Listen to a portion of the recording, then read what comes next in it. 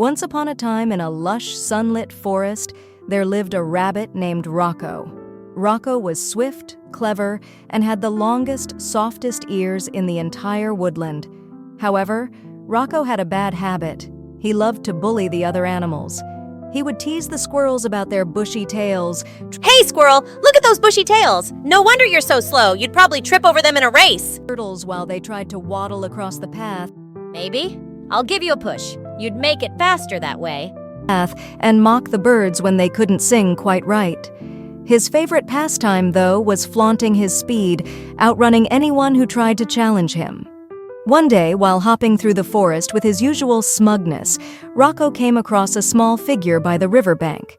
It was a dwarf wizard, a mysterious, quiet creature who had lived in the forest for years, minding his own business. He wore a deep purple robe that shimmered in the sunlight, and his tiny beard seemed to glow with magical energy.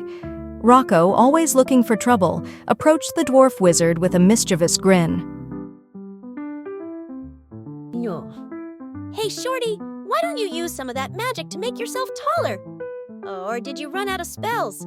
Be careful, little rabbit. Words have a way of coming back to haunt you. But Rocco, full of pride, only laughed louder and sped off into the forest, not giving the warning a second thought. The next morning, Rocco woke up to find something strange.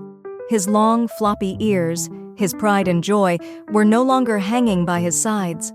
Instead, they stood straight up, stiff and unmoving like wooden boards. He tried to bend them, but they wouldn't budge. He shook his head, but the ears remained rigid, towering over his head like two tree trunks. Panic started to set in. Rocco tried to run to his burrow, but his stiff ears kept getting caught in the branches and bushes. His once nimble body was now clumsy, as he couldn't duck under anything. Worst of all, his narrow burrow entrance was too small for his new, unbending ears to fit through. No matter how hard he tried, he couldn't squeeze into his home. As the day went on, Rocco realized that the other animals were watching him. Some giggled, others whispered among themselves, but a few of the animals, the ones Rocco had bullied, began to close in on him. "He's not so fast now," said a squirrel. "Maybe we should trip him like he used to trip us," muttered the turtle. Fear gripped Rocco's heart. He could hear the snickers and feel the stares of the animals he had once tormented. Now that he was helpless and unable to hide, he feared they might seek revenge. His legs trembled, and for the first time in his life, Rocco felt vulnerable. With his ears dragging awkwardly behind him, Rocco hopped clumsily through the forest, searching for the dwarf wizard. After what felt like hours, he finally found the wizard sitting peacefully by the riverbank once more. "Please," Rocco cried, his voice filled with regret. "I'm sorry for teasing you. I've learned my lesson. I never meant to hurt anyone. Please, make my ears normal again. I don't want to live in fear anymore."